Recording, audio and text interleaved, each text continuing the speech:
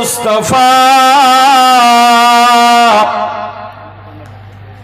আইলান ফি কিতাবিহি মুখবিরাও ওয়া আমিরা ইন্নাল্লাহা ওয়া মালাইকাতাহু ইউসাল্লুনা আলান নবী ইয়া আইয়ুহাল্লাযীনা আমানু সাল্লু আলাইহি ওয়া সাল্লিমু তাসলিমা। একটু ইমানদারির সঙ্গে আল্লাহুম্মা সাল্লি আলা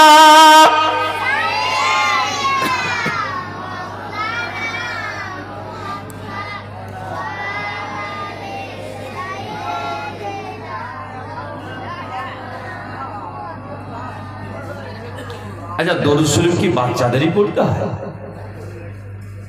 বড়দের পড়া নিষেধ নাকি মানা আছে? হাজি বলুন। অনুষ্ঠান করেছেন মাশাআল্লাহ, বড় সুন্দর। আমি বলি দরুদ শরীফ কি শুধু বাচ্চাদের পড়তে হয় না বড়দের পড়তে হয়? আমার সঙ্গে কথা বলেন, আমি বক্তা নয়, ওয়াজ নসিহতও করি না, একটু আলোচনা করব। জি বলেন, আপনারা বলুন না, মুরব্বী মানুষ। বড়দের পড়তে হবে কেন? সওয়াব, সওয়াব শুধু বাচ্চাদের লাগবে। আমি তো জানি কবরে গেলে যদি বাচ্চা অবস্থায় কেউ মরে যায় তার সওয়াবের দরকারই হয় না। ও তো নাবালেগ, দরকার কাদের? নাবালিগ যারা তাদের দরকার না সাবালক যারা তাদের দরকার? তো এরা পড়ছে, যাদের দরকার তারাই পড়ে। বুঝতে পারছেন? মানে যার বিয়ে তার হুঁশ নেই, পাড়া পড়োশির দেখলেন দরকার হচ্ছে যাদের, তারা ঘুরে বেড়াচ্ছে। আবার যদিও এসেছে চুপ করে বসে আছে। আর যাদের দরকার নেই তারা দেখুন তারাই পড়ছে। বুঝতে হবে।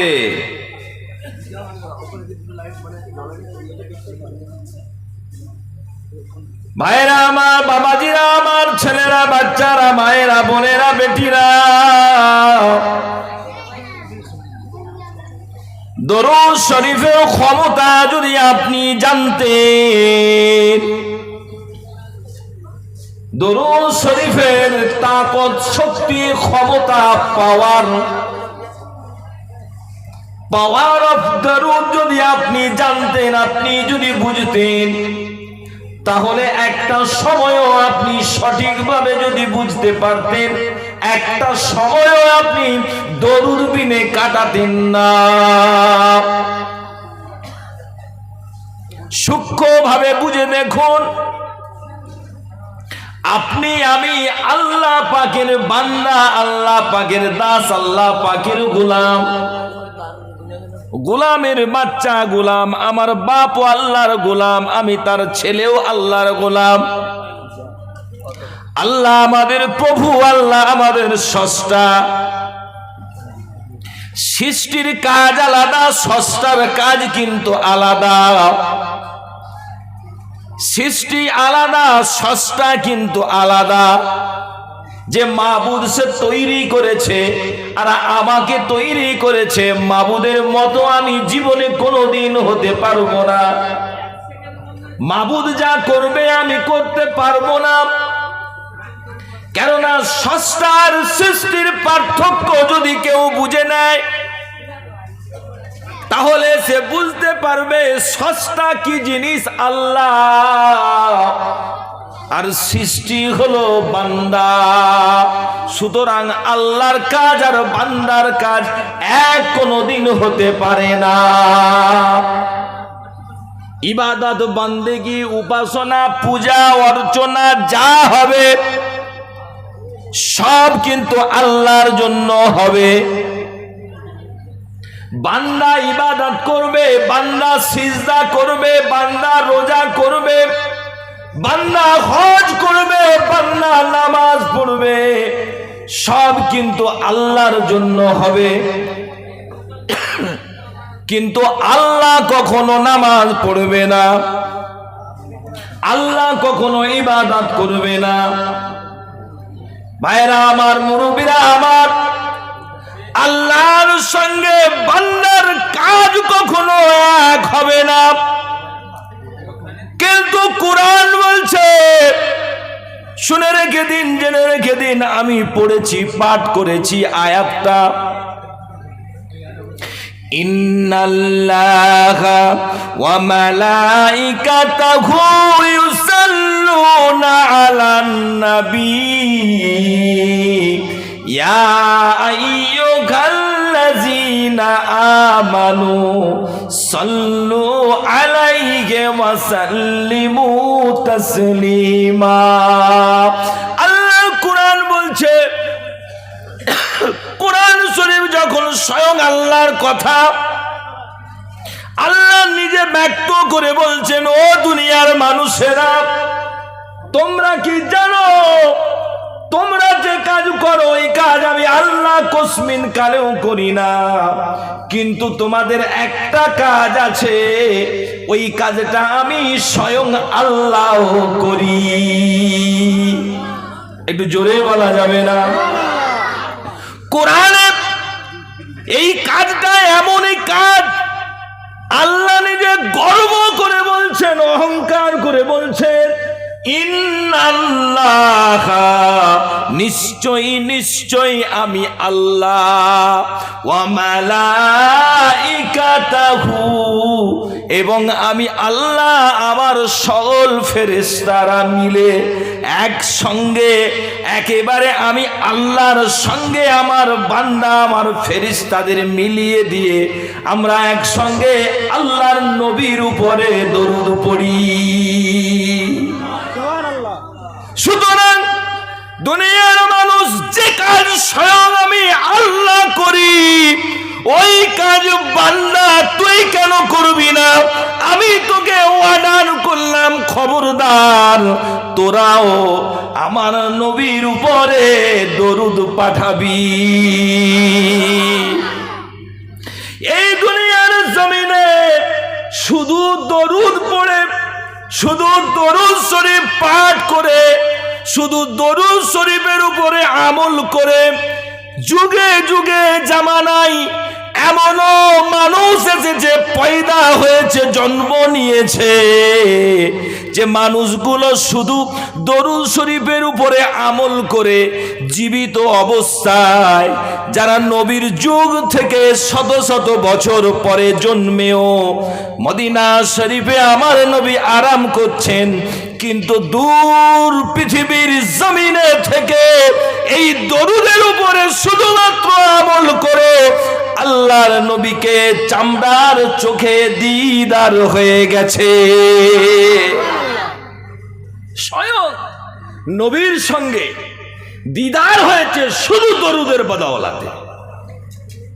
আপনি বলুন, এই দরুদকে বাদ দিয়ে আপনি বসবেন কেমন করে? মিসকাত শরীফের হাদিস খুলে দেখুন। একটু আগে আমি শুনছিলাম, এত টাকার প্যান্ডেল করে, যুবক রে তোর মাথায় কেন টুপি নাই? ইমাম সাহেব বলছিলেন। এবারে দেখুন, এবারে বুঝে দেখুন হাদিস শরীফ কি বলছে।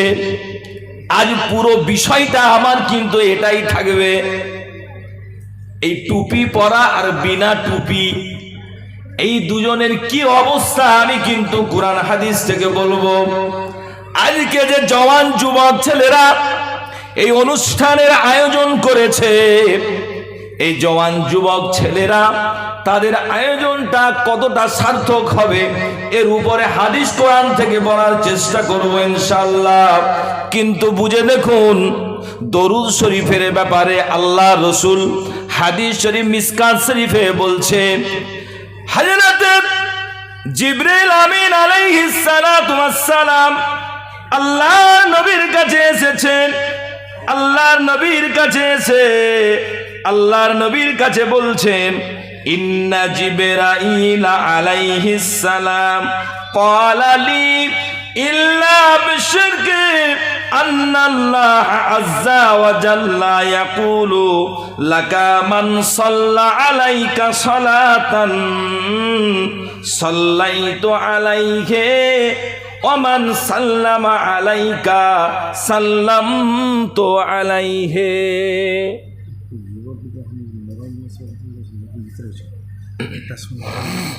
আরেকটা মাদ্রাসা একটা করে দিত, মাদ্রাসাটা চারজন ছেলে যারা মাদ্রাসায়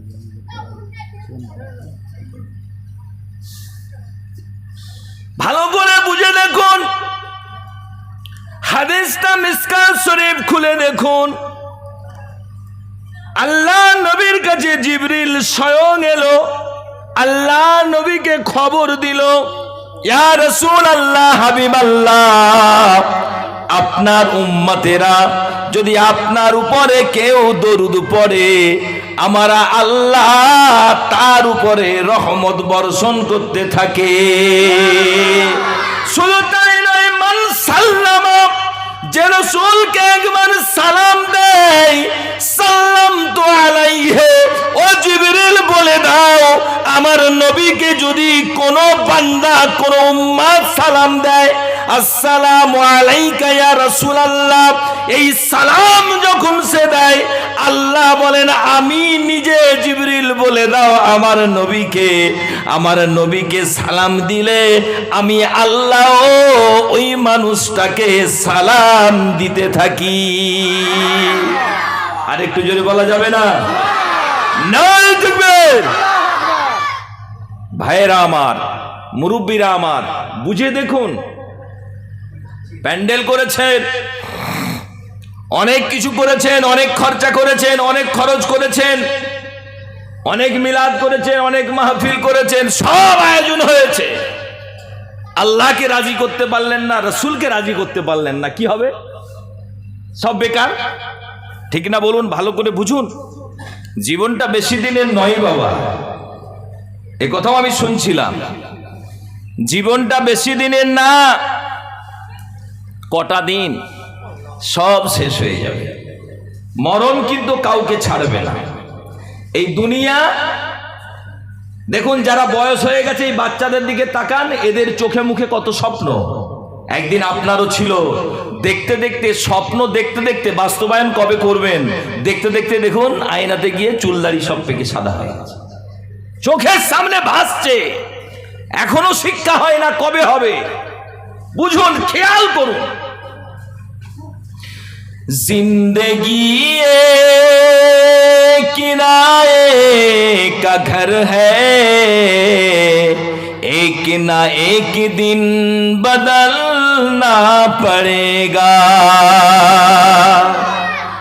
জীবন একটা ভাড়ার ঘরের মতো, জীবনটা একটা ভাড়া ঘর, যে ঘরে আপনি ভাড়া দিয়ে আছেন, কদিন পরেই মালিক বলবে হাট, আপনাকে ঘর বদলাতেই হবে, কোনো মতেই আপনাকে থাকতে দেবে না, থাকতে ইচ্ছা করলেও দেবে না। এই পৃথিবী এমন ভাড়ার ঘর, যেখানে আপনি থাকবেন মনে করলেও থাকতে আপনি পারবেন না। जिंदगी एक किराए का घर है, एक ना एक दिन बदलना पड़ेगा। मौत जब तुझको आवाज देगी, घर से बाहर निकलना पड़ेगा। जिंदगी एक किराए का घर है, एक ना एक दिन बदलना पड़ेगा। मौत जब तुझको आवाज देगी, घर से बाहर निकलना पड़ेगा। रूठ जाए जब तुझसे खुशियां, যখন এই খুশি আনন্দটা শেষ হয়ে যাবে, रूठ जाए जब तुझसे खुशियां, गम के ढांचे पे ढलना पड़ेगा। जिंदगी एक किराए का घर है, एक ना एक दिन बदलना पड़ेगा। वक्त ऐसा भी आएगा नादा, तुझको कांटों पे चलना पड़ेगा। अरे একটু জোরে হবে না? নাচ বাদ দিয়ে দেবো? একটু জোরে সুবহানাল্লাহ বলা যাবে না? নারে তাকবীর, नारे तकबीर। जिंदगी एक किराए का घर है, एक ना एक दिन बदलना पड़ेगा। इतना माजूर हो जाएगा तू,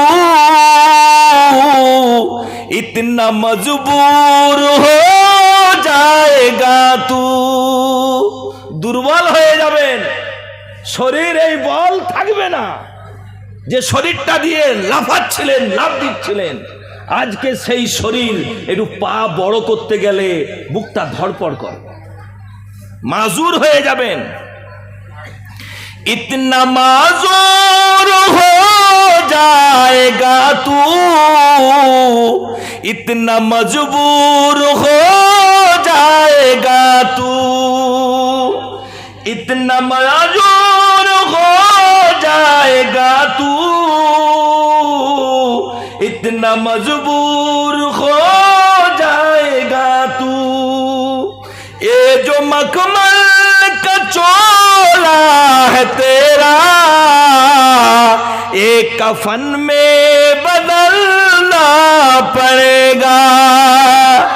जिंदगी एक किराए का घर है, एक ना एक दिन बदलना पड़ेगा।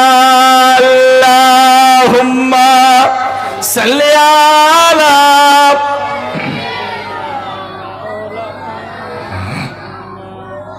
वाला ले सैयदिना।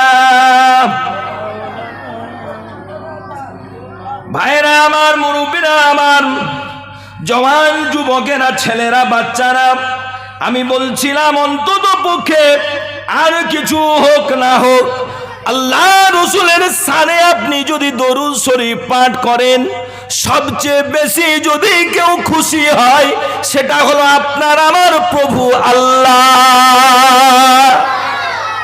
সুতরাং আল্লাহকে খুশি করার জন্যই যদি বসি তো দরুদটা সুন্দর করে হবে না? হ্যাঁ, অন্তর দিয়ে হবে না, দিল দিয়ে হবে না, ভেতর দিয়ে হবে না। কি করেছেন, কি মোহাব্বত করেছেন, কি মায়া, কি প্রেম করেছেন? রসুলের প্রেম বোঝেন, আল্লাহর প্রেম বোঝেন, বোঝাবো ইনশাআল্লাহ।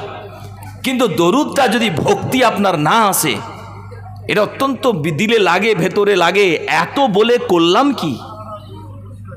দুনিয়া বাদ দিন, আজ বসেছেন দেখুন, বলছিলাম দরুদের পাওয়ার, দরুদের পাওয়ার, যে দরুদ আপনাকে স্বয়ং রসুলের সঙ্গে দিদার ঘটিয়ে দিতে পারে।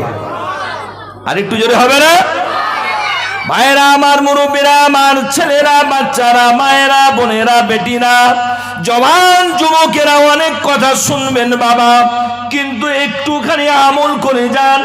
আল্লাহ রসুল বলছেন, মিসকাত শরীফের হাদিস, মান সাল্লা আলা মুহাম্মাদিন সাল্লাল্লাহু আলাইহি ওয়াসাল্লাম ক্বালা আল্লাহুম্মা আনজিলহু মাকাদা মুকাররাম।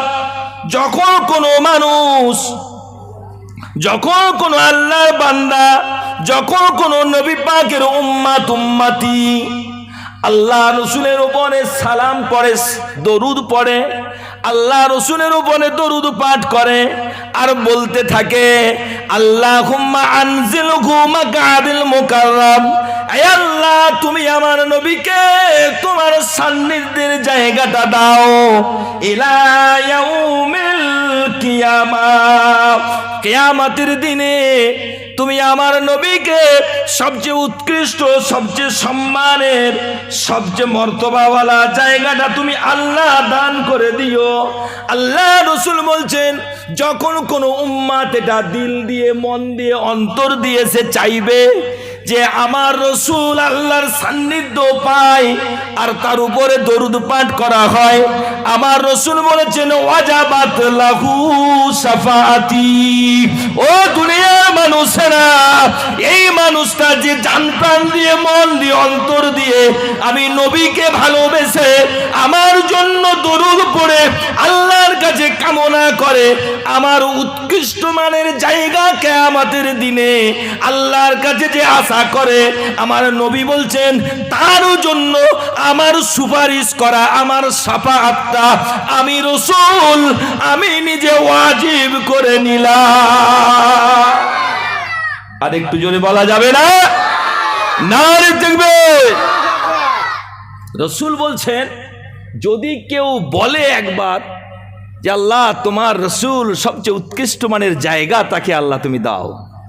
আমরা আজানের পরে দোয়া করি, এই দোয়াতে আছে, আজানের পরে আমরা দোয়া করি, সেই দোয়াতে আমার রসুলের জন্য দোয়া আছে। আর দরুদ আপনি যখন পাঠ করেন, আমার রসুল বলছেন তার জন্য আমার সুপারিশ করা, শাফাআত করা ওয়াজিব হয়ে যাবে। আমি রসুলের উপরে ওয়াজিব হয়ে গেল, ওই বান্দাকে আল্লাহর জান্নাত পর্যন্ত আমি রসুল নিয়ে যাব। জোরে বলুন না সুবহান। আর কি চাই দুনিয়াতে? আমরা তো আর কিছু চাই না, রসুলের ভালোবাসা চাই, আল্লাহর ভালোবাসা চাই। সবচেয়ে ভালো বান্দা, সবচেয়ে ফ্রেশ, সবচেয়ে সুন্দর, আমি আল্লাহর কথাটা আগে বলেনি, তারপরে রসুলের কথা। আমি দুটো আয়াত পাঠ করেছি, একটা আল্লাহর তরফ, একটা রসুলের তরফ। এক নম্বরে যেটা আল্লাহ পাক আপনাকে আমাকে সবচেয়ে ভালো বান্দা। এখন ভালো বান্দা আপনি চিনবেন কি করে? নিজেকেও তো চিনতে পারছেন না। আমি আপনাদের চিনার জন্য কতগুলো চিহ্ন বলে দিয়ে যাব। আপনি আল্লাহর চোখে ভালো কি খারাপ এটা আপনি চিনতে পারবেন নিজেকে। আমি বলবো না কোরআন থেকে, ডাইরেক্ট কোরআন থেকে। চলে আসুন কোরআন খুলি, সরাসরি কোরআন থেকে বলবো যে আপনার লক্ষণটা আপনি দেখবেন, এই লক্ষণ যদি আপনার সাথে মিলে যায় আপনি বুঝবেন আমি আল্লাহর প্রকৃত বান্দা আর আল্লাহ আমাকে ভালোবাসে। কি যে শুনবেন তো? আমার কথা বুঝতে পারেননি? আল্লাহ বলছেন কোন বান্দাটা সবচেয়ে ভালো, শুধু ভালো নয়। দেখুন, কোরআন না শুনলে আপনি বুঝতে পারবেন না। শুধু ভালো না, আল্লাহ পাক পরিষ্কার করে কি বলছে দেখুন। সূরার নাম শুনে নিন, সূরার নাম সূরা ফুরকান, আয়াত নাম্বার 63। কোরআন শরীফ খুললে আপনি দেখতে পাবেন বিসমিল্লাহির রহমানির রহিম। ওয়া ইবাদুর রহমানিল্লাযীনা ইয়ামশুনা আলাল আরদি হাওনা। কোরআন পরিষ্কার দ্ব্যর্থহীন ভাষায় আল্লাহ পরিষ্কার করে বলে দিয়েছেন, জানিয়ে দিয়েছেন, আপনাকে মেসেজ করে দিয়েছেন, এই দুনিয়ার মানুষেরা তুমি কি আল্লাহর প্রকৃত বান্দা হতে চাও? আল্লাহ পাক এখানে কিন্তু আল্লাহ নামটা উল্লেখ করেনি, বলছেন ইবাদুর রহমানিল্লাযীনা ইয়ামশুনা আলাল আরদ। আল্লাহ বলছেন ইবাদ, আব্দুন মানে বান্দা, তার বহু বচন হলো ইবাদ। আমার বান্দারা, কোন বান্দারা? ইবাদুর রহমান, রহমানের বান্দারা। আল্লাহ বলছেন আল্লাহর বান্দা নয়, আল্লাহ ওই নামটা পছন্দ করলেন নিজের, যে নামটা হলো রহমান, দয়াময়, যিনি রহম করেন, রহমান। রহমান মানে কত বড় দয়ালু, এই ঘটনা বললে শেষ হবে না। বুঝে দেখুন, সবচেয়ে বেশি দয়া পাবে, মায়া পাবে, মমতা পাবে, ভালোবাসা পাবে, ভিতর থেকে, অন্তর থেকে আল্লাহর মায়া মোহাব্বত যে মানুষগুলো পাবে, আল্লাহ বলছেন যদি ওই রহমানের বান্দা হতে চাও তাহলে জেনে নাও রহমানের বান্দা কারা। ওয়া ইবাদুর রহমান, আল্লাহ এই জন্য রহমান নামটা এখানে চুজ করলেন, আল্লাহ এখানে চয়েস করলেন রহমান নামটা। রহমান মানে দয়া পাবেন, মায়া পাবেন, মমতা পাবেন, আল্লাহর করুণা পাবেন। সবচেয়ে বেশি পাবেন কারা পাবেন? আল্লাযীনা ইয়ামশুনা আলাল আরদি হাওনা। লম্বা যার মাথায় টুপি পাবে, লম্বা যার জুব্বা আছে, দাঁড়িয়ে আছে, পাগড়ি আছে, না না না, আল্লাহ বললেন না বান্দা, ওই লক্ষণেরও কথা আমি আল্লাহ বলছি না। আমি বলছি ওই লোকগুলোকে তুমি দেখলে চিনতে পারবে, ওই মানুষগুলোকে দেখলে তুমি বুঝতে পারবে। ইয়ামশুনা আলাল আরদি হাওনা, ওই মানুষগুলো যারা প্রকৃত আল্লাহ মানে রহমানের বান্দা, তারা যখন রাস্তার উপর দিয়ে হাঁটে, ওদের হাঁটা দেখলে বুঝতে পারবে, ওদের চলা দেখলে বুঝতে পারবে, ওদের ছন্দ দেখলে বুঝতে পারবে। ওরা জমিনের উপরে এত সুন্দর করে পা দুটো ফেলবে, এত জেন্টেলের সঙ্গে, জেন্টিলিটির সঙ্গে, এত ভদ্রতার সঙ্গে, এত ছন্দের সঙ্গে ওরা পা ফেলবে। ওদের চলার মধ্যে কোনো অহংকার থাকবে না, ওরা বড় বিনয়ী হবে, নমনীয় হবে, নম্র হবে, ভদ্র হবে, বড় নরম মনের মানুষ হবে। এমন মানুষ, নরম মনের মানুষ যদি হয়, মাটির মানুষ, সহজ মানুষ যখন কেউ হয়, সে যখন রাস্তা দিয়ে চলে, তার চলাটার মধ্যে কোনো অহংকার থাকে না, তার চলার মধ্যে ভদ্রতা থাকে, সকলকে সম্মান দিয়ে চলে, নম্রভাবে মাথা হেঁট করে চলে, নিচের দিকে তাকিয়ে চলে, জমিনের উপরে পাগুলোকে সুন্দর ফুল যেমন পড়ে যায় তেমন করে নিজের পাগুলো টুক টুক টুক টুক করে ফেলে। ওই মানুষগুলোকে দেখলেই তুমি চিনতে পারবে।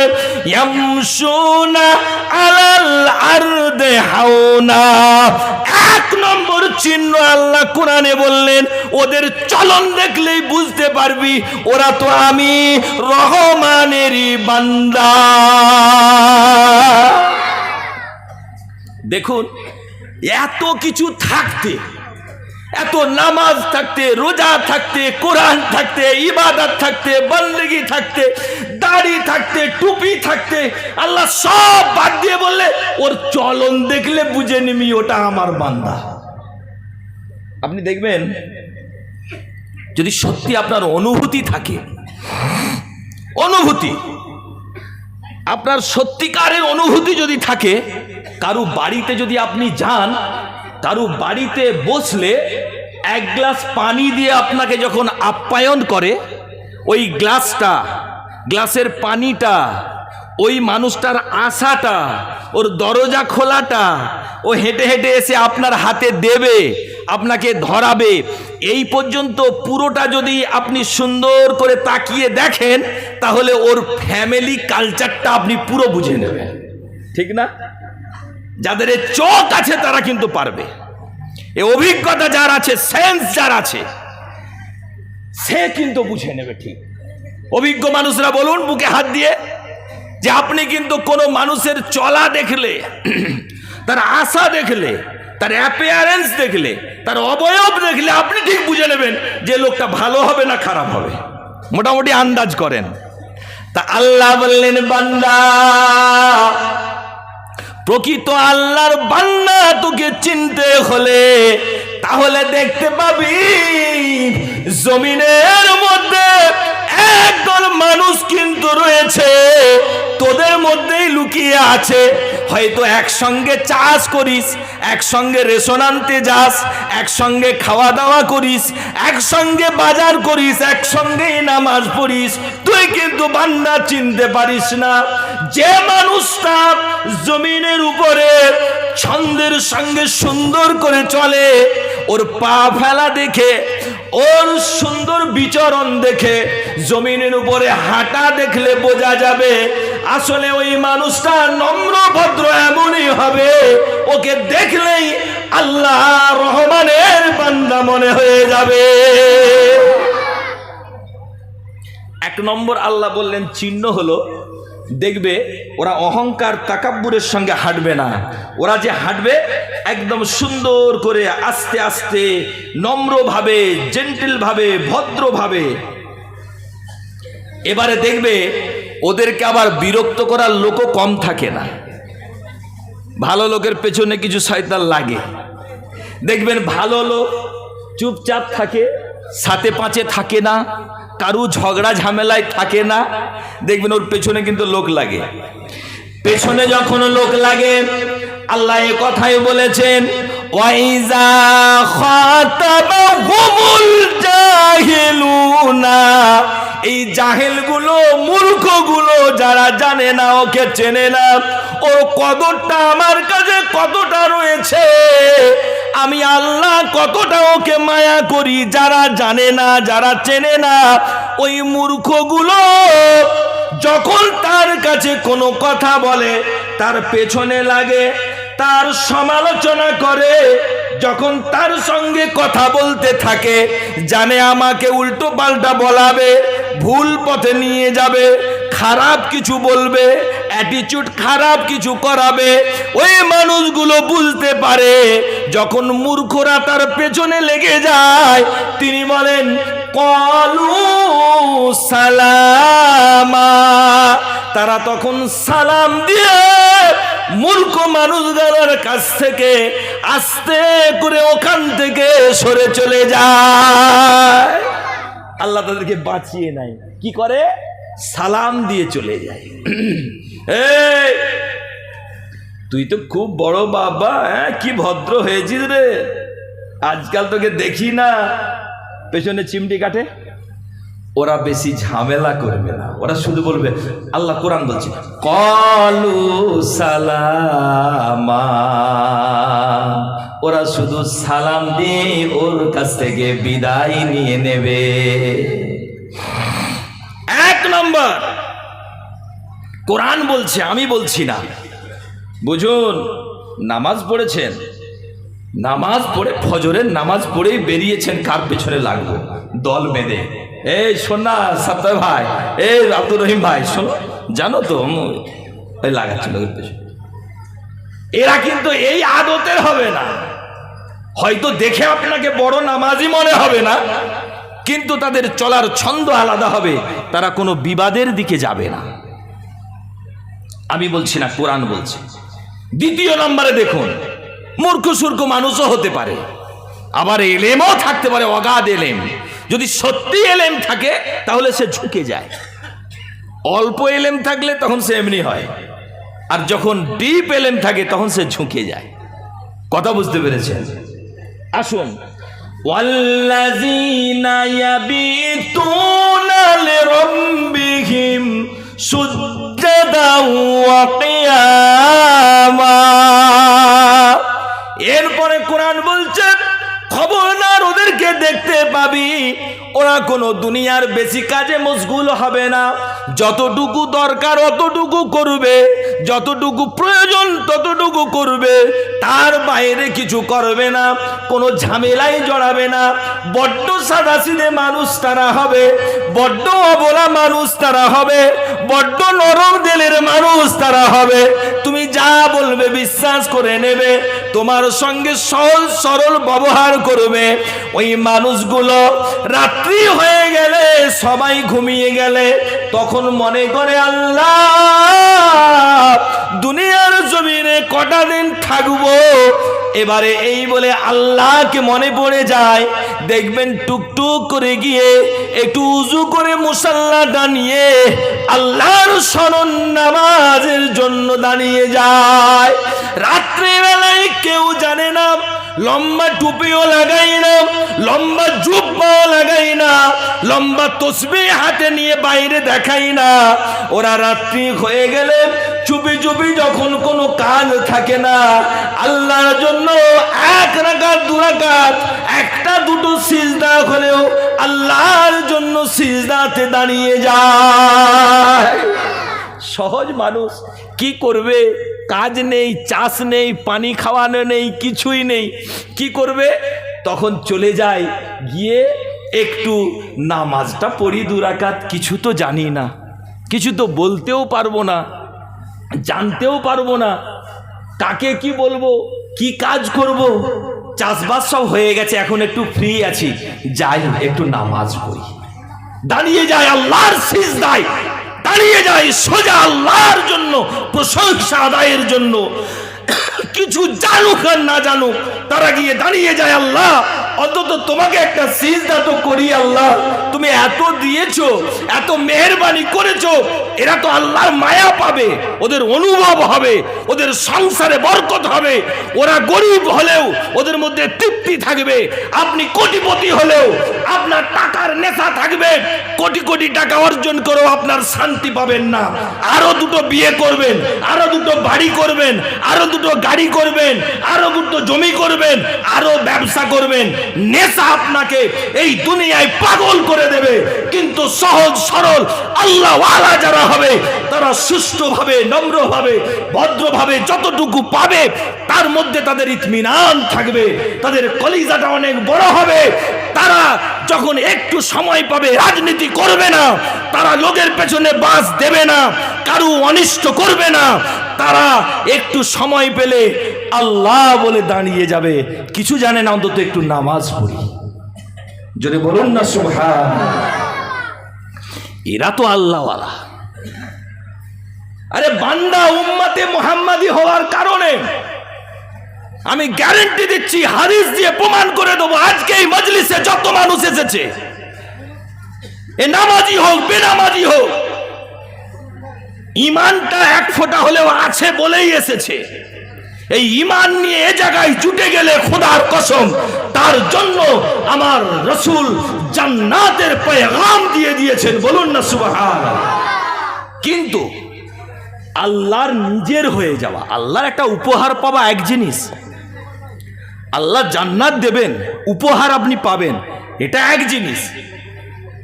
আর আল্লাহ ভালোবেসে আপনাকে আপ্যায়ন করবেন, দুটো এক হলো। আল্লাহ মায়া দিয়ে আপনাকে আপ্যায়ন করবেন, দুনিয়াও শান্তির হবে, আখিরাতও শান্তির হবে। বলা যাবে না সুবহানাল্লাহ? নারী থাকবে। সুতরাং আল্লাহওয়ালা যারা হবে তারা অল্পে সন্তুষ্ট হবে, আর দেখবেন কিছু না পড়লে অন্তত পক্ষে আল্লাহর একটু ইবাদতের জন্য তারা ব্যস্ত হয়ে যাবে। তারা রাতকে কাটিয়ে দেবে সিজদার সঙ্গে দাঁড়িয়ে দাঁড়িয়ে নামাজ পড়ে।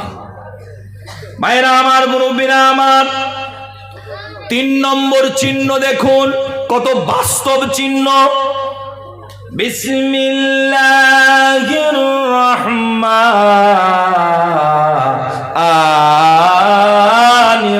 রহিম। ওয়াল্লাযীনা ইযা আনফাকু। 3 নম্বর চিহ্ন হলো তাদের চিনতে পারবেন যারা প্রকৃত রহমানের বান্দা, যারা প্রকৃত আল্লাহর ভালোবাসা অর্জন করেছে, তারা নম্রভাবে চলাফেরা করবে 1 নাম্বার।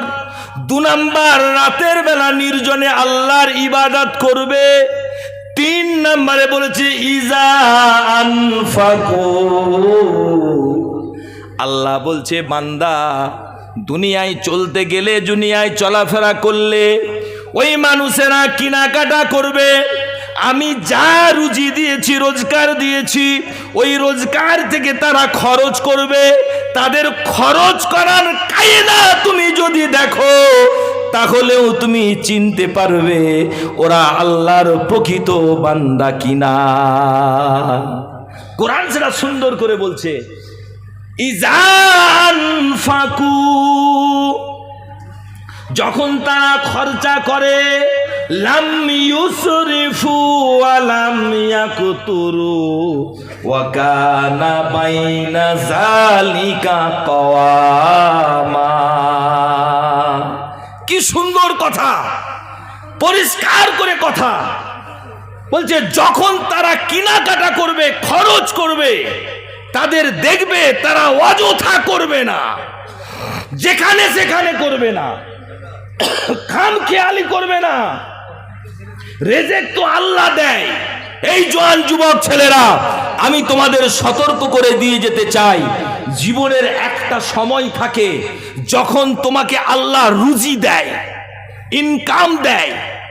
খুব বাস্তব কথা, যদি আজকে মাথায় রাখতে পারো তোমার জীবনটা সাকসেস হবে, আর যদি না রাখতে পারো জীবনটা বড় তালগোল পাকিয়ে যাবে। তখন তুমি কেঁদে কুল পাবে না। তুমি ভাবো না যে এই রকমই আমার যাবে। যখন কেউ রোজগার করে, রুজি আসে, রোজগার আসে, উপার্জন আসে, তখন সে ভাবে আমি বুঝি আরো বেশি পাবো, আরো বেশি পাবো। কিন্তু একটা সময় থাকে, এই সময়ের পরে আর থাকে না, ওটা কেটে যায়। আর তুমি ভাবো আমি সারা জীবন আরো বুঝি বাড়বে। তাহলে তোমাকে বুঝতে হবে, যখন তোমার হাতে টাকা আসছে, পয়সা আসছে, রোজগার আসছে, দেদার খরচা করবে, যেখানে সেখানে খরচা করবে, সিনেমা হলে খরচা করবে, নাচ থিয়েটারে খরচা করবে, গান বাজনায় খরচা করবে, উল্টো পাল্টা যেখানে সেখানে খরচ করবে তুমি। এই শয়তানের খরচকে আল্লাহ পছন্দ করে না। বলছে আল্লাহ পরিষ্কার, লাম ইউসরিফু, ওরা কোনোদিন ফুজুল খরচা করবে না। যতটুকু দরকার অতটুকু করবে। বাইরে বন্ধুর সঙ্গে মদ খেয়ে এলে, আরে এদিকে মায়ের বাসি ভাত জোটে না। হ্যাঁ, বাইরে তুমি ক্লাবে গিয়ে খরচ করে এলে, ওদিকে বাপের ওষুধ জোটে না। বাইরে তুমি হোটেলে 5 স্টার 7 স্টার হোটেলে গিয়ে বন্ধুদের সঙ্গে বেরিয়ে খেয়ে মদ মাতালে হয়ে এলে, আর এদিকে তোমার বাপের ওষুধের খরচা নেই। তাহলে এই যে যেখানে সেখানে অপরিকল্পিত খরচা, ইচ্ছা মতো খরচা এসেছে, দেদার খরচা করছো, এটা কিন্তু আল্লাহর প্রকৃত বান্দার লক্ষণ নয়। কোরআন বলছে, সতর্ক করে দিচ্ছে, ইমানদার যারা ইমানদার, যারা আল্লাহকে বিশ্বাস করে, আল্লাহ কিন্তু তাকে সব দিক থেকে গাইড করে। দেখুন, কোরআনবিহীন জীবন যাপনের কারণে আমরা বিচ্ছিন্নভাবে পৃথিবী জুড়ে আমরা ঝাঁটা জুতো খাচ্ছি, আর কোরআনকে ফলো করি না বলে এই দুর্দশা আমাদের। প্রত্যেকটা ক্ষেত্রে, প্রত্যেকটা জায়গায় আল্লাহ কিন্তু আপনাকে সতর্ক করে দিয়েছে, আমি তোকে রোজগার দিচ্ছি, তোকে কিন্তু স্বাধীনতা দিয়েছি, তুই শয়তানের রাস্তায় খরচ করিস না। আল্লাহ বলছেন, প্রকৃত বান্দা যারা হবে, লাম ইউসরিফু, ওরা কোনো অনর্থক খরচ করবে না, ওরা ফুজুল খরচ করবে না। যেখানে প্রয়োজন যতটা আছে ওরা ততটাই খরচ করবে, তার বাইরে আলফাল খরচ করবে না। আবার পক্ষান্তরে আল্লাহ বলছেন, যেমন ফুজুল খরচও করবে না, ঠিক তেমন করে ওয়ালাম ইয়াকতুরু, তারা আবার কোনোভাবে কঞ্জুসিও করবে না, কৃপণতা করবে না। এমনও আছে আবার টাকা খালি টাকাই জানে, এমন জামা ছিঁড়ে তালি মেরে ঘুরছে, ওদিকে কোটি টাকার মালিক। দেখবেন এ এক প্রকার লোক থাকে, কঞ্জুসি করে। এটা কিন্তু আল্লাহ পছন্দ করে। আল বাখিল, এই যে বাখিল, কৃপণ, এটাকেও আল্লাহ পছন্দ করে না। তাহলে আল্লাহ পাক 3 নম্বরে বললেন, যখন তারা খরচা করবে তাদেরকে তুমি বুঝতে পারবে, দেখতে পাবে। কিরকম না, তারা ফুজুল খরচ তো করবেই না, আবার দেখবে তারা কিন্তু কৃপণতাও করবে না, যে কৃপণ, কঞ্জুসি করছি, সহজে খরচ করতে চাই না, বউ বেটি সব একদম রেগে আগুন হয়ে গেছে, লোকটাকে আর বলে পারি না। বুঝতে পেরেছেন? এ জিনিসও ঘটবে না। ছেলে গাল দেয় বাপকে, দূর বাবু আমাকে পয়সাই দেয় না, ঈদে ভালো করে একটা জামা কিনে দেয় না, ওরা অসন্তুষ্ট থাকবে, এরম কৃপণতাও তারা করবে না। যেমন তারা ফুজুল খরচও করে না, সেরকম তারা আবার কৃপণতাও করে না। কোরআনের ভাষা, বরং ওয়াকানা বাইনা যালিকা কওয়ামা। জোরে বলুন সুবহানাল্লাহ। কোরআন বলছে না, তারা যেমন ফুজুল খরচও করে না, তেমন করে বখিলতাও কৃপণতাও করে না, বরং দুটোর মাঝামাঝি ভাবে তারা চলে। তাহলে তিনটে আমরা পেলাম। এক নম্বরে বললাম, সুন্দরভাবে জমিনে চলবে, হাঁটবে, তাকে দেখলেই বোঝা যাবে মানুষটা ইমানদার, বড় বিনয়ী, বড় নম্র, বড় ভদ্র। বলবো অনেক কথা আছে, এই যে কথাগুলো বলে নিচ্ছি না, এর প্রেক্ষাপটে হাদিস আসছে। শুনতে পাচ্ছেন আপনারা? বুঝতে পাচ্ছেন তো? ধৈর্য ধরে একটু শুনতে হবে, নাহলে কোরআন শুনলেন কোথায়? শুধু আলো দেখলে, প্যান্ডেল দেখলে হবে না, বুঝতে হবে। যতটুকু শুনছেন এটা ভাতস্থ করুন, দিলের মধ্যে দিয়ে শুনুন, অন্তর দিয়ে শুনুন। কোরআন আপনার ভেতরে চেঞ্জ ঘটিয়ে দেবে। আর কোরআন যদি ভেতরে চেঞ্জ ঘটিয়ে দেয়, বাইরেও আচরণে অটোমেটিক আপনার চেঞ্জ হয়ে যাবে। বলুন না সুবহানাল্লাহ। আর একটু জোরে বলা যাবে না? নারে তাকবীর। ভাইরা আমার, মুরব্বীরা আমার, আল্লাহ পরিষ্কার করে বললেন, তারা এই দুটোর মাঝখানে যেটা খুব দরকার, প্রয়োজনীয়, সেইটাই তারা করবে। তার বাইরে বেশিও করবে না, কমও করবে না। এবারে দেখুন আর একটা লক্ষণ, 4 নাম্বার। তিনটে বলেছি, 4 নাম্বারে আসুন। ওয়াল্লাযীনা লা ইয়াশহাদুনা আয-যুরা ইযা মাররু বিল-লাগবি মাররু কিরামা। এ আরেকটা সুন্দর কথা আল্লাহর কোরআন বলছেন, তারা খবরদার কোনো মিথ্যে সাক্ষী দেবে না, কোনো মিথ্যে কাজে তারা জড়িয়ে যাবে না, যে মিথ্যে সাক্ষ্য হয়ে গেল তার। আপনি কোনো খারাপ কাজে, মিথ্যা কাজে, নোংরা কাজে সামনে গিয়ে সে দাঁড়াবে না। না বাবা, সরে যায়, এখানে দাঁড়ানোটা ঠিক নয়। সহজ মানুষ, সরল মানুষ, যেটা তার খারাপ লাগবে সে ইনকার করে সরে যাবে।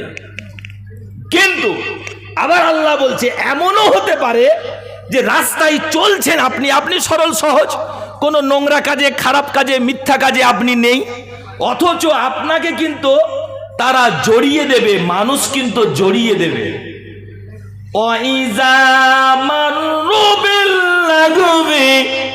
যখন তারা হাঁটবে, চলবে, যাবে, গুজরাবে, ঠিক রাস্তার মধ্যে তাকে যদি কেউ অ্যাটাক করে, তাকে যদি কোনো মিথ্যে কেসে জড়িয়ে নেয়, কোনো মিথ্যে সাক্ষ্য হওয়ার জন্য তাকে যদি সকলে মিলে ধরে ফেলে, তাহলে মাররু কিরামা, আল্লাহ সহযোগিতা করবে।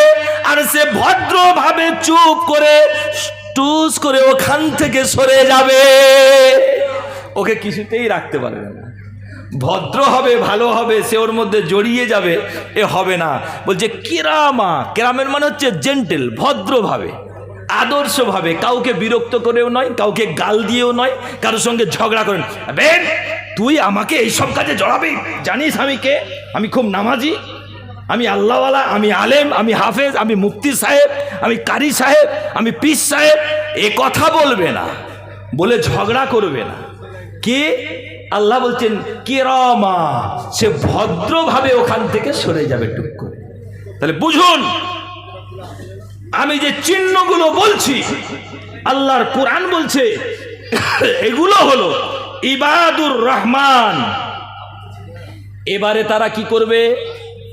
আবার দেখুন, ওয়াল্লাযীনা ইয়াকুলুনা রাব্বানা হাব লানা, তারা সব থেকে আলাদা হয়ে গিয়ে, সব থেকে সরে গিয়ে, ভদ্রভাবে, নম্রভাবে, কোনো ফালতু কাজে জড়াবে না। তারা আল্লাহর কাছে চাইবে, আল্লাহর কাছে বলবে হাবলানা, আল্লাহ আমাকে আপনি দিন, মিন আজওয়াজিনা ওয়া যুররিয়াতিনা, কুররাতা আইনি ওয়া জাআলনা লিল মুত্তাকিনা ইমামা। দেখুন, সবচেয়ে বড় জ্বলন হলো যখন এই কচি কচি ছেলেগুলো বড় হবে না, ও বাবা মা জানে কি যন্ত্রণা, বিশেষ করে এই যুগে। এখনই বলছিলেন এই যে মোবাইলের যুগ, আপনি কিছুতেই ছেলে মেয়েকে কন্ট্রোল করতে পারবেন না, কোনো মতেই কন্ট্রোল করতে পারবেন না। সারা দিন আপনি টেনশনে আছেন, ছেলেটা আমার কি করলো, মেয়েটা আমার কি করলো, আমার কি হবে, আমি কোথায় যাব, এই বাচ্চাদের নিয়ে আমি বাঁচলাম না, কোথায় কি অসম্মানে ফেলবে, কোথায় কি খারাপ কাজ করবে, কোথায় কি হয়ে যাবে। বাবা মা সবাই টেনশনে থাকে। যখন ছেলে বাচ্চারা বড় হয়, ওরা কিন্তু দুনিয়ার সব কাজ থেকে আলাদা হয়ে আল্লাহর কাছে চাই, আল্লাহ হাবলানা, আমাকে দিন, কি দেবেন, আজওয়াজেনা, আমার স্ত্রী, আমার স্ত্রীকেও ভালো স্ত্রী দিন। রসুল বলেছেন, একটা হাদিস আছে যে পৃথিবীতে 4টি জিনিস যার মধ্যে আছে, বুঝতে হবে ওই মানুষটা আল্লাহর প্রকৃত বান্দা, আল্লাহর মাহবুব হয়ে গেছে। আল্লাহ তাকে পৃথিবীতে শান্তি আর শান্তি দিয়ে দিয়েছেন। তার মধ্যে একটা আছে যে সেটা স্ত্রী। কারু যদি পরেজগার স্ত্রী সে পায়, যদি ভদ্র স্ত্রী পায়, নম্র মেয়ে মানুষ পায়, মহিলা যদি শান্ত হয়, ভদ্র হয়, নম্র হয়, বাড়ির মেয়ে ছেলে, আপনার স্ত্রী, আপনার পরিবার যদি সুন্দর হয়, ভালো স্বভাবের হয়, অত্যন্ত ভদ্র হয়, রুচিশীলা হয়, আপনার বাড়িটা তখন জান্নাত তৈরি হয়ে যায়। বলুন না সুবহানাল্লাহ। রসুল সে কথা বলেছেন। আল্লাহ কোরআনে বলছেন যে তারা ভদ্রভাবে দোয়া চায়, আল্লাহ আমার সন্তান, আমার স্ত্রী এমন দাও যে কুররাতু আইনিনা, আমাদের চোখের ঠান্ডা যেন হয়ে যায়, আমার কলিজা যেন জুড়িয়ে যায়, পরিবার নিয়ে আমি যেন শান্তি পেয়ে যাই। পরিবারের অশান্তি সবচেয়ে বড় অশান্তি। আজকে বেশিরভাগ স্ট্রোক হচ্ছে, আজকে বেশিরভাগ হাই প্রেসার, আজকে বেশিরভাগ দেখুন হসপিটালে হঠাৎ করে প্যারালাইসিস। কিসের জন্য? এই টেনশন। অন্য কোনো টেনশন নেই, খালি পরিবারের টেনশন। ছেলের টেনশন, মেয়ের টেনশন, ছেলে কি করে দাঁড়াবে, মেয়ের কথা বিয়ে দেবো, মেয়ে নাচ নাচ করছে, ছেলে নাচ নাচ করছেন, বউ কথা শোনে না, বউ তার মতো চলে, সে আবার বাপের বাড়ির দিমাগ দেখায়। এই যন্ত্রণায় পুরুষ শেষ। কোরআন কোরআন কোরআন, আল্লাহর কোরআন দেখুন, ফলো করুন, জীবন শান্তি হয়ে যাবে। আল্লাহর কাছে চান যে আল্লাহ আমার পরিবার যেন ভালো হয়, আমার সন্তান সন্ততি যেন ভালো হয়, এদেরকে নিয়ে আমি যেন কলিজা জুড়াতে পারি। সেই ভাষাই কোরআন বলছে, আমি বলছি না। দেখুন আল্লাহর কোরআন বলছে, রব্বানা হাবলানা মিন আজওয়াজিনা ওয়া যুররিয়াতিনা। আজওয়াজিনা মানে স্ত্রী, আর যুররিয়াতুন মানে আমার খানদান, আমার সন্তান সন্ততি। কুররাতা আইনিন ওয়া জাআলনা লিল মুত্তাকিনা ইমামা। আল্লাহ চোখের ঠান্ডা করে দাও, আমার সংসারটাকে তুমি শান্তি আর শান্তি করে দাও। তারা নিজের পরিবারের জন্য দোয়া চাইবে, লোকের পেছনে কাঠি দেওয়ার সময় তাদের থাকবে না, তাদের মিথ্যা খারাপ কাজে ঘুরে বেড়ানোর সময় নেই, কোথায় বোম ফাটাবি তার নেই, কুরাজনীতি, খারাপ রাজনীতি করে হারাম রাস্তাতে পয়সা কামানো, আর মদ খাওয়া, মাতলামি করা, মেয়েবাজি করা, এই সবের সময় তাদের নেই। তারা নিজের ফ্যামিলির জন্য রাতের বেলা সিজদা করে আল্লাহর কাছে দোয়া চায়, আল্লাহ আমার পরিবার পরিজনগুলোকে তুমি শান্তির করে দাও, আমার চোখ যেন জুড়াতে পারি, অন্তর যেন ঠান্ডা হয়ে যায়। আল্লাহ আমাদের সকলের, আমাদের পরিবার যেন সুন্দর হয়, আমরা যেন পরিবারে শান্তি শৃঙ্খলার সঙ্গে সবাই বাস করতে পারি। বলুন না আল্লাহুম্মা আমিন। ভাইরা আমার, মুরব্বীরা আমার, এই হবে তাদের চিহ্ন, তাদের আলামা। এরপরে আরো সুন্দর করে আল্লাহ পাক বলছেন, দেখুন এবারে দেখুন, যে মানুষের মধ্যে এইগুলো আপনারা দেখবেন, এই নিদর্শনগুলো, এই লক্ষ্যগুলো, এই চিহ্নগুলো এরকম টাইপের করে, ওই মানুষের মধ্যে কি আছে? উলাইকা ইউজাউনাল গুরফাতা, তাদের জন্য আল্লাহ পাক পরওয়ারদিগার বেনিয়ার মাবুদ তিনি যাদের জন্য ঘোষণা করেছেন, এই চিহ্নগুলো যাদের মধ্যে থাকবে, যাদের মধ্যে এই লক্ষণগুলো পাওয়া যাবে, তারা হলো রহমানের বান্দা, ইবাদুর রহমান। আমি প্রথমে বলেছি তো, ইবাদুর রহমান তারা যাদের মধ্যে এই লক্ষণগুলো থাকবে। আল্লাহ বলছে ইউজাউনা, তারা যে এমন করে দুনিয়ায় চলাফেরা করে, আমি আল্লাহ তাদের জন্য বদলা দেব, জাযা দেব। ইউজাউনাল গুরফাতা, একটা কামরা দেব, একটা কক্ষ দেব, একটা রুম দেব। ওই রুমটা যে কি রুম আমি ব্যাখ্যা করতে পারবো না, ওটা হলো স্বয়ং জান্নাতের রুম। এই রুম, যে রুমটা তৈরি করেন আপনি বাড়িতে, বিদেশি কাঠ এনে, বিদেশি ফার্নিচার এনে, বিদেশি সোফা গদি নিয়ে এসে আপনি সুন্দর করে লাইটিং করে এসি লাগিয়ে দিয়ে যেই রুমের মধ্যে আরাম পেয়ে যান, আপনি যদি দুনিয়ায় নিজের তৈরি এরকম রুমে এত আরাম পান, তবে আল্লাহর তৈরি জান্নাতের রুমটা কেমন হবে? আল্লাহ বলছে ওদের জন্য আমি স্পেশাল, কোরআন বলছে সরাসরি আল্লাহ একটা করে রুম তৈরি করব, তাদের জন্য একটা করে কক্ষ দেব। সাবারু ইউলাকুনা ফিহা তাহিয়াতান ওয়া সালামা। শুধু রুমগুলো তাদের দেব না, তারা যখন ওই রুমের মধ্যে আসবে, আমি তাদেরকে যখন বদলা দেব, তারা যে জেন্টিলিটির সঙ্গে, যে বিনয়তার সঙ্গে, যে নম্রতার সঙ্গে, যে ভদ্রতার সঙ্গে, তারা বড় হিংসা বিদ্বেষ ফাসাদ থেকে দুনিয়াকে শান্তি রেখেছিল, তারা সহ্য সবর করে চলেছিল। আমি এই কারণে আমার ফেরেশতাগুলোকে দাঁড় করিয়ে দেব, তাদেরকে সম্মান দিতে থাকবে, ফুল দিতে থাকবে, তাদেরকে সম্মান করে ওই কামরার মধ্যে নিয়ে আসবো, আর তাদেরকে আমার ফেরেশতারা সালামা, ওই জান্নাতি মানুষগুলোকে স্বয়ং আমার মালায়েকারা সালাম দিতে থাকবে। বুঝে দেখুন, ছোট্ট কটা কথা আপনাকে কিন্তু এই এতগুলো কথার মধ্যে আমি কিন্তু একবারও বলিনি যে সহিভাবে নামাজ পড়েছে, পাঞ্জেগানা নামাজ পড়েছে। এখানে কথা এসছে ফুরসত পেলে নামাজে দাঁড়িয়ে যায় রাত্রে, মানে নির্জনে, যখন কেউ থাকে না সে আল্লাহকে ডাকে, এটাই কিন্তু বলেছে। বোঝার চেষ্টা করুন, আল্লাহকে খুশি করতে গেলে সবচেয়ে আগে আপনাকে মুসলমান হতে হবে, আর মুসলমানের প্রথম লক্ষণ হলো সে বিনয়ী হবে, নম্র হবে, ভদ্র হবে।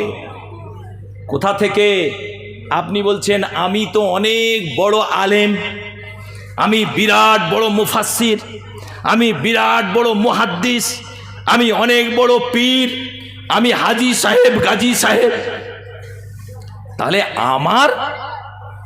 আমার দরজা আপনি বলছেন?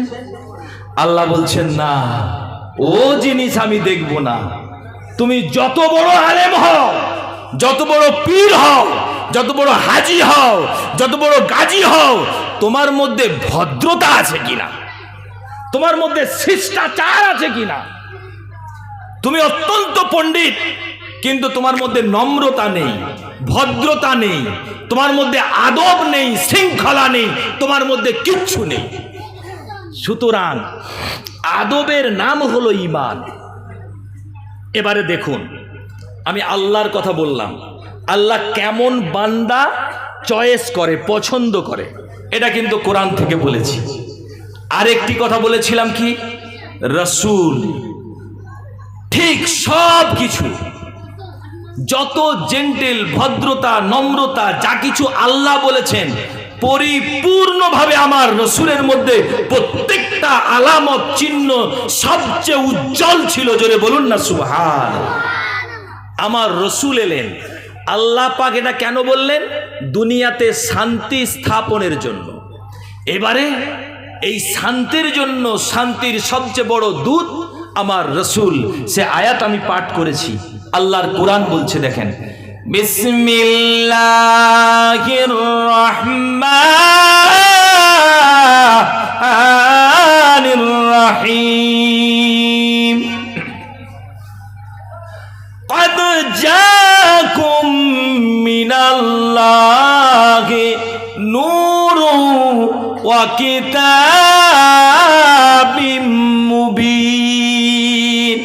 আল্লাহর কোরআন বলছে, নিশ্চয়ই নিশ্চয়ই, কদ নিশ্চয়ই, জাআকুম তোমাদের কাছে এসেছে, মিনাল্লাহি নূরুন আল্লাহর থেকে একটি জ্যোতি এসেছে, যেই আলো এসেছে, এই আলোতে আপনি যদি কোরআন দেখতে পারেন তাহলে আপনার দিলটা জিন্দা হয়ে যাবে, আপনার দুনিয়া আখিরাত শান্তি আর শান্তি হয়ে যাবে। কোরআন বলছে এই নূরটা কি? হাদিস একটা দুটা না, 25টা হাদিস বলছে কোরআন শরীফের। এই যে কদ জাআকুম মিনাল্লাহি নূরুন, আল্লাহর কাছ থেকে এসেছে নূর, এই নূর মানে 25টা হাদিস তাফসীর বলছে, 25টা তাফসীর ক্লিয়ার করে বলছে এই নূর মানে হলো আমার নবী পাক মুহাম্মাদুর রাসূলুল্লাহ। জোরে বলুন না সুবহানাল্লাহ। এই নূর মানে মুহাম্মাদুর রাসূলুল্লাহ। দেখুন, আল্লাহর নবীকে আমরা ফলো কেন করব? এই ইবাদুর রহমান হওয়ার জন্য আমার নবীকে আমরা কেন ফলো করব? কোরআন বলছে কদ জাআকুম, নিশ্চয়ই এসেছে। আমরা 12ই রবিউল আউয়াল হলে মিলাদুন নবী করি কি করি না? জি, নবী দিবস করি না? হাজি কথা শুনছেন না শুনেননি? একটু হাত তুলে বলেন আমার নবীর মৌলুদ সম্পর্কে বলেন, হাত তুলে দেখি। মাশাআল্লাহ, নারে তাকবীর। হাজি নবীজির মিলাদ আছে না নেই? আজ বলে ওই যে বলে না ই তো বিদাত, বলে না বিদাত, বলে না একদল বলে না বিদাত। আচ্ছা, মিলাদ মানে কি? জন্ম। তো নবীজির জন্ম হয়েছে না হয়নি? এটা কেউ অস্বীকার করবে? তো মিলাদকে যে অস্বীকার করে, রসুলকে অস্বীকার করে। মিলাদকে অস্বীকার করার কোনো জায়গা নেই। আর মিলাদের গল্প তো ডাইরেক্ট আল্লাহ কোরআনেও করেছে। তো তুমি কোন হরিদাস যে তুমি মিলাদ, আমার রসুলের মিলাদের কথা বললে তোমার গাত্রদাহ হয়? তোর জ্বলন কেন হবে? নবীর সম্পর্কে বলতে গেলে কলিজার জোর চায়, নবীর মুহাব্বতের কথা বলতে গেলে কলিজার জোর চায়। সবার মুখ থেকে কথা আসে না। নূর মানে হলো স্বয়ং আমার রাসূলুল্লাহ সাল্লাল্লাহু আলাইহি ওয়াসাল্লাম। আমি ওই 25টা তাফসীরের রেফারেন্স দেব না, একটা তাফসীরের কথা বলি, তাফসীর ইবনে আব্বাস, সাইয়্যিদুল মুফাসসিরিন, রাসূলের যুগে রাসূলের সাহাবা, তিনি নিজে তার কিতাব তাফসীরে আব্বাস, আব্দুল্লাহ ইবনে আব্বাস, তিনি নিজে পরিষ্কার করে বলেছেন এই নূর মানে হলো অন্য কোনো কথা নেই, আল্লাহ স্বয়ং আমার রসুলকে বলেছেন। জোরে বলুন না সুবহানাল্লাহ। সুতরাং সেই নবীকে কেন ফলো করব? এবারে দেখুন, কদ জাআকুম, আপনাদের কাছে এসেছে। কে এসেছে? নবী এসেছে, মিনাল্লাহে। আচ্ছা দেখুন, খুব মজার কথা, একটু আস্তে চুপচাপ শুনুন ভালো করে, যদি শুনতে চান ভালো লাগবে। তাফসীর তো একটু ভেঙে না বললে মজা পাবেন না। কদ জাআকুম, যখন কেউ আসে, ধরুন দুনিয়ার আসে, আপনার বাড়িতে কেউ এলো, তা আপনার বাড়িতে যখন কেউ আসে তখন আপনার প্রথম প্রশ্ন কি হয়? বাড়িতে কেউ হয়তো কলিং বেলটা টিপেছে, আপনি প্রথমে কি বলবেন? কোন প্রশ্নটা মানুষের মনে আসে? মানুষ, আমরা মনুষ্য জাতি, আমাদের একটা স্বভাব আছে, বিহেভ আছে, সেই বিহেভ প্রকৃতি আছে, সেই প্রকৃতি অনুযায়ী প্রথম আমাদের মনে প্রশ্ন আসবে কে। আপনি ছেলেকে, এই বাবা দেখ তো কে এলো। আল্লাহর কোরআন বলছে কদ জাআকুম, তোমাদের কাছে এসেছে। মানুষ সঙ্গে সঙ্গে মনে করলো আল্লাহ তুমি যখন বলেছো এসেছে, তো মানুষের মনে প্রশ্ন আসবে কে এসেছে, ঠিক না? তাহলে কেউ এলে প্রথম প্রশ্ন হয় কে। এবারে বলুন দ্বিতীয় প্রশ্ন কি মনে হয়? মানে তাসাউর মনের মধ্যে এমনিতেই চলে আসে। প্রথমে আসে কে, তারপরে কি মনে হয়? তারপরে বেটা বলল আব্বু ওই একটা লোক এসেছে। একটা লোক কেমন বলতো? ওই যে কালো করে মেটে করে, ওই যে ফর্সা করে লম্বা করে, বলে না একটু মোটা করে, মাথায় টুপি আছে, দাঁড়িয়ে আছে, এরকম সব ডেসক্রিপশন দিল। ও তো টাওয়ারে আসছে না, এ তো আমি চিনিনি দেখিনি। বাবা জিজ্ঞেস কর কোথা থেকে এসেছে, ঠিক না? আমার কথা ঠিক না ভুল বলুন, বলবেন একটু কথা বলবেন, তবে ভাববো যে বুঝতে পারছেন। তাহলে এক নম্বরে প্রশ্ন মনের মধ্যে উদিত হয় কে এসেছে। যখন কেউ খবর দেয় এসেছে, তখন আপনার প্রশ্ন হচ্ছে কে এসেছে, তারপরেই প্রশ্ন হচ্ছে কোথা থেকে এসেছে, ঠিক? আর 3 নম্বর কি হয় বলুন তো? কেউ বলতে পারবেন দেখি? আপনার মনের মধ্যে কি হয়? আমার তো প্রথমে মনে হয় যে কে এসেছে, কোথা থেকে এসেছে। আর 3 নম্বরে কি হয়? যখন আপনি জানতে পারেন কোথা থেকে এসেছে, মনে করুন কেউ বলল আমি ফুরফুরা শরীফ থেকে এসেছি, কেউ বলল বাবু তুমি গিয়ে বলো পিয়ারডাঙ্গা শরীফ থেকে এসেছে, বাবু তুমি বলো মেদিনীপুর থেকে এসেছে, তখন আপনি তো বুঝতে পারছেন এই তো মৌলানা সাহেবরা এসেছে। কেউ সঙ্গে সঙ্গে বেটাকে আগে জিজ্ঞেস করছে, গিয়ে দেখা মোলাকাত করা মোসাফা করা দূরের কথা, প্রথমেই তার মনে হচ্ছে আরে কজন এসেছে। ও যেতে যেতেই বলছে হ্যাঁ রে কজন এসেছে। হয় না বলুন? কথা বলুন না, হ্যাঁ কি না বলুন না। আমার কথা যদি না হয় তো না বলুন। কেননা যখন আপনার মনে হচ্ছে কে এসেছে দেখি, তখন মনে উদিত হয় যেই আসুন না কেন নাস্তা পানি তো করতে হবে, তার মানে কজন এসেছে, কটা প্লেট লাগবে, ক প্লেট বিরিয়ানি দিতে হবে, বুঝতে পেরেছেন? সঙ্গে সঙ্গে ক্যালকুলেট হয়ে যায়। এটা হচ্ছে মানুষের প্রকৃতি, এটা হচ্ছে মানুষের খাসলাত, এটা মানুষের নিজস্ব প্রকৃতির কারণে সে 3টে প্রশ্ন তার মনে উদিত হয়। তাহলে 1 নম্বর বলেছি কে এসেছে, 2 নম্বরে বলেছি কোথা থেকে এসেছে, আর 3 নম্বরে বলেছি কতজন এসেছে, মানে কে, তার সঙ্গে কেউ আছে কিনা, মানে সাথে কেউ আছে, এটা আগে জিজ্ঞাসা করেছে। তাহলে প্রথম হচ্ছে কে, কোথা থেকে, সাথে কেউ আছে কিনা। আল্লাহ কিন্তু আপনার মনের কথা জানে, প্রাণের কথা জানে, দিলের কথা জানে। আল্লাহ কিন্তু মনুষ্য প্রকৃতির কথা জানে, যে মানুষকে নিজে আল্লাহ তৈরি করেছেন, ওই মানুষের প্রকৃতি কি আল্লাহ জানবে না? আল্লাহ কিন্তু পরিষ্কার করে জানে মানুষকে যখন আমি মেসেজ দেবো, আমি আল্লাহ যখন জিবরিল আমিন রসুলকে গিয়ে বলবে, আমার রসুল যখন প্রচার করে দেবে যে আল্লাহ বলেছে কদ জাআকুম, তোমাদের কাছে এসেছে, তখন আল্লাহ জানে ওদের মনে 3টে প্রশ্ন উদয় হবে। এই কারণে আল্লাহ পাক ওই আয়াতের ভেতরেই এই 3টে প্রশ্নের উত্তর একসঙ্গে দিয়ে দিয়েছে। আপনার মনের কথা জেনে আল্লাহ আগে থেকে একটা আয়াতে 3টে উত্তর দিয়েই রেখেছেন। জোরে বলা যাবে না? নাই করবে। আল্লাহ পাক বললেন কদ জাআকুম মিনাল্লাহি নূর। ও দুনিয়ার মানুষ, আমি যার আসার কথা বলছি তিনি হলেন নূর, জ্যোতি, উজ্জ্বল একটি জ্যোতি, একটি লাইট। কে জ্যোতি? এই জ্যোতি না হলো আপনার আমার নবী মুহাম্মাদুর রাসূলুল্লাহ।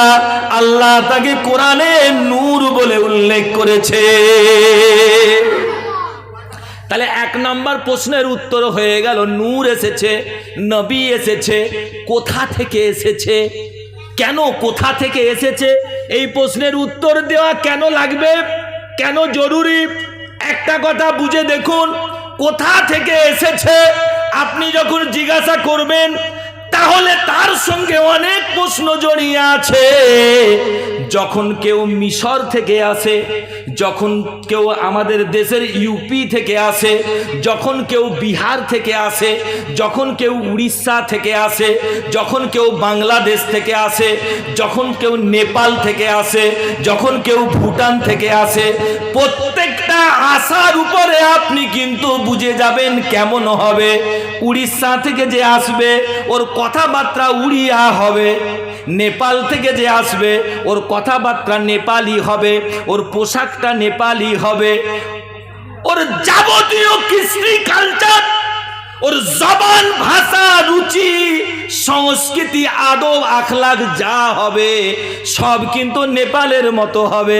আবার বিহার থেকে যে আসবে ওর কথাটা বিহারি হবে, ওর রুচিটা বিহারি হবে, ওর পোশাকটা বিহারি হবে। আবার যে দূর রাজস্থান থেকে আসবে সে যদি রাজস্থানী হয় তার পোশাকটা কিন্তু রাজস্থানী হবে, তার ভাষাটা রাজস্থানী হবে, তার সংস্কৃতি রাজস্থানী হবে, তার কালচার রাজস্থানী হবে, তার যাবতীয় শিক্ষা দীক্ষা, বড় হওয়া, কৃষ্টি কালচার, আদব আখলাক সব কিন্তু তার দেশের মতো হবে, ওই জায়গার মতো হবে। আপনি বলুন, কেউ ইংল্যান্ড থেকে এসেছে, আপনি তার কাছ থেকে উর্দু শিখতে পারবেন? সে কি উর্দু ভাষায় কথা বলবে না, সে কিন্তু ইংরেজিতে কথা বলবে। আবার কেউ বিহার থেকে এসেছে, আপনি বলবেন সে কি বাংলায় কথা বলবে না, সে কিন্তু উর্দুতে কথা বলবে। কেউ এসেছে বাংলাদেশ থেকে, আপনি বলুন সে কি হিন্দিতে বলবে? না না, সে কিন্তু বাংলাতে বলবে। সুতরাং কেউ যেখান থেকে আসে, মার্ক করুন কথাটা, কেউ যেখান থেকে আসে ওই জায়গার শিক্ষা দীক্ষা, কৃষ্টি কালচার, আদব আখলাক, তাহজিব তামাদ্দুন, পোশাক আশাক, রুচি, সংস্কৃতি সব ওইখান থেকেই নিয়ে আসে। এই জন্য আল্লাহ বললেন আমার নবীকে তোদের কাছে পাঠিয়েছি। তবে ওই নবী কোথা থেকে এসেছে তোদের মনে প্রশ্ন হয়, কে এসেছে না নবী এসেছে, কোথা থেকে এসেছে? আল্লাহ বলছেন কদ জাআকুম মিনাল্লাহ, মিনাল্লাহ, মিনাল্লাহ। এই দুনিয়ার মানুষেরা যে এসেছে ও কিন্তু আমি আল্লাহর কাছ থেকে এসেছে, মিনাল্লাহে, আল্লাহর কাছ থেকে এসেছে। সুতরাং বোঝা গেল যে নবী আল্লাহর কাছ থেকে আসছে তার শিক্ষা দীক্ষা, পোশাক পরিচ্ছদ, কৃষ্টি কালচার, ব্যবহার, আদব আখলাক, তাহজিব তামাদ্দুন, যাবতীয় রুচি সব কিছু কিন্তু ডাইরেক্ট আল্লাহর থেকে নিয়ে এসেছে। জোরে বলা যাবে না? না দেখবে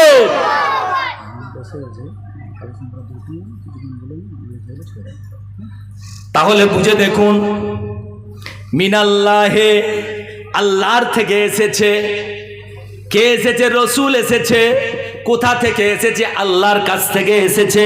তাহলে আল্লাহর কাছ থেকে যে এসেছে সরাসরি আল্লাহর সমস্ত সংস্কৃতি নিয়ে আপনার কাছে ছড়িয়ে দিতে এসেছে। সুতরাং নবী যা কিছু এনেছেন সব একদম ডাইরেক্ট আল্লাহর কাছ থেকে। এই জন্য আতিউল্লাহ ওয়া আতিউর রসুল। আবার কোরআন বলছে মান আতাআনি ফাকাদ আতা আল্লাহ। রসুল বলছেন যে আমার ইতাআত করেছে ও স্বয়ং আল্লাহর ইতাআত করেছে। মানে যেহেতু সমস্ত কৃষ্টি কালচার, সংস্কৃতি, ব্যবহার, আদব আখলাক ডাইরেক্ট নবী আল্লাহর কাছ থেকে এনেছে, সুতরাং নবীকে যে ফলো করবে ও ডাইরেক্ট আল্লাহকেই ফলো করেছে। জোরে বলবেন না সুবহানাল্লাহ? না দেখবেন।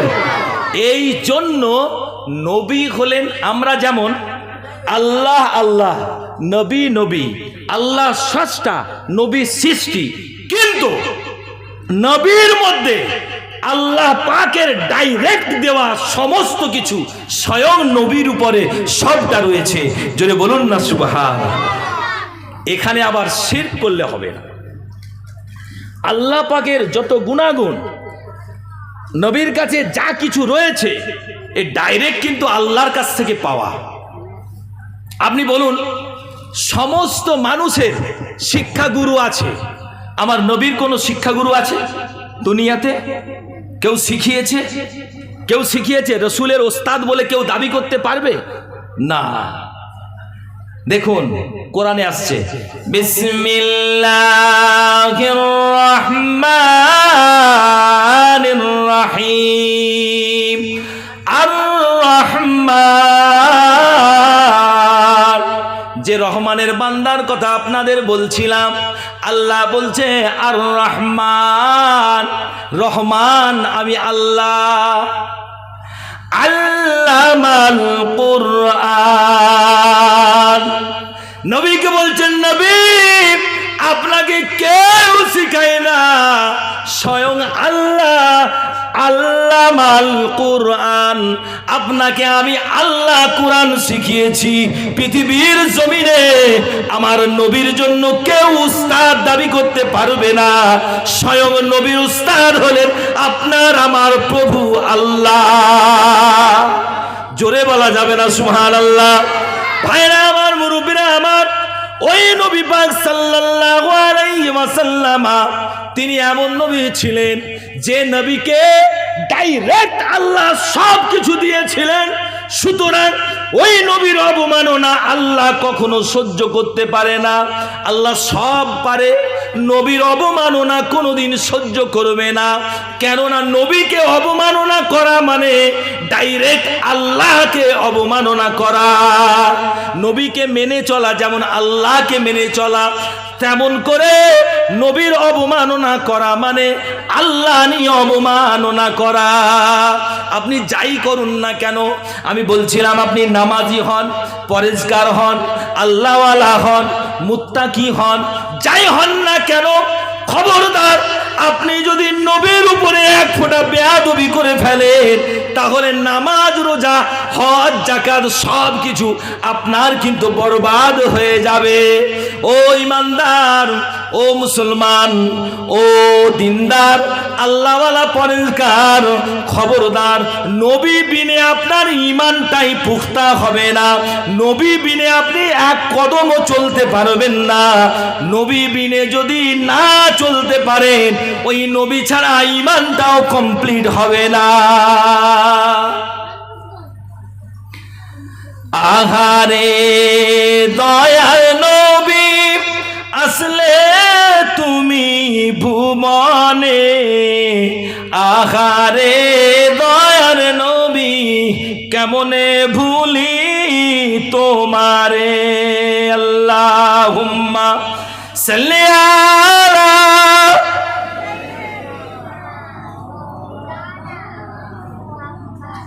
ওয়ালা আলে সাইয়্যিদিনা। পাইলে নিরালাই গো নবী, পাইলে নিরালাই। উম্মাত তো এমন হবে, উম্মাত তো নবী পাগল হবে, বান্দা তো আল্লাহ পাগল হবে, উম্মাত তো নবী পাগল হবে। কবি বলছেন পাইলে নিরালাই গো নবী, পাইলে নিরালাই।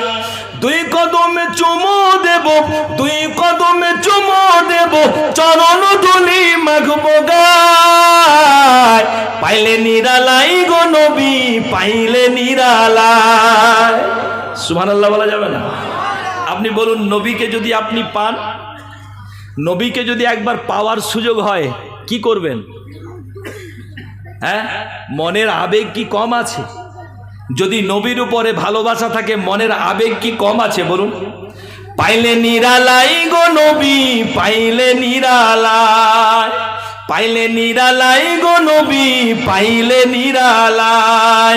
দুই কদমে চুমু দেব, দুই কদমে চুমু দেব, চরণ ধুলি মাখবো গায়। পাইলে নিরালাই গো নবী, জোরে বলুন, আপনারা বলুন, পাইলে নিরালাই গো নবী, পাইলে নিরালাই।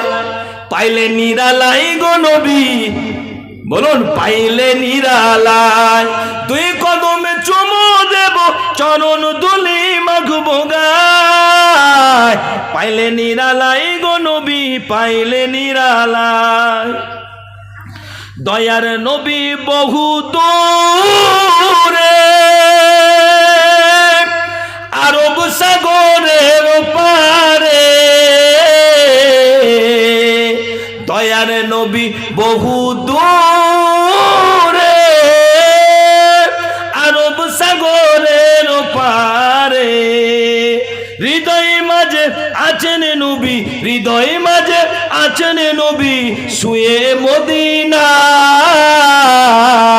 পাইলে নিরালাই গো নবী, পাইলে নিরালাই, পাইলে নিরালাই গো নবী, পাইলে নিরালাই।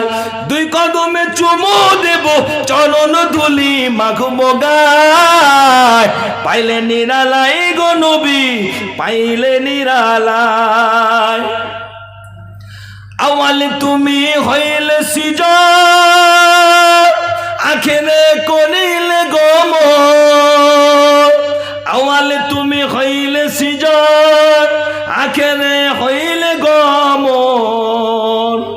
ধন্য হলো, ধন্য হলো বিশ্বভুবন, শান্তি এলো দুনিয়ায়, পাইলে নিরালাই গো নবী, পাইলে নিরালাই, পাইলে নিরালাই গো নবী, পাইলে নিরালাই।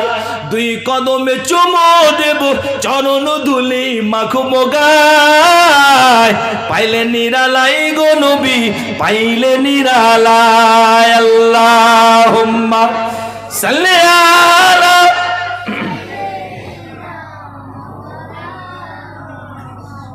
ওয়া আলা আলি সাইয়্যিদিনা। ভাইরা আমার, মুরব্বীরা আমার, জওয়ান যুবকেরা, ছেলেরা, বাচ্চারা, ও জওয়ান ছেলেরা, যুবক ছেলেরা, আমি যে কথা শেষ দুটি হাদিস শরীফ বলে যাব, একদম পিওর দুটি হাদিস। আমি যে কথা বললাম, পাইলে নিরালাই গো নবী, পাইলে নিরালাই। নিরালাই যদি নবীকে পেতাম তো নবীর কদম দুটো চুমে নিয়ে আমার নবীর কদম ধুলি আমার গায়ে মাখতাম। আপনি বলুন, অনেকে বলবে এরা পাগল, অনেকে বলবে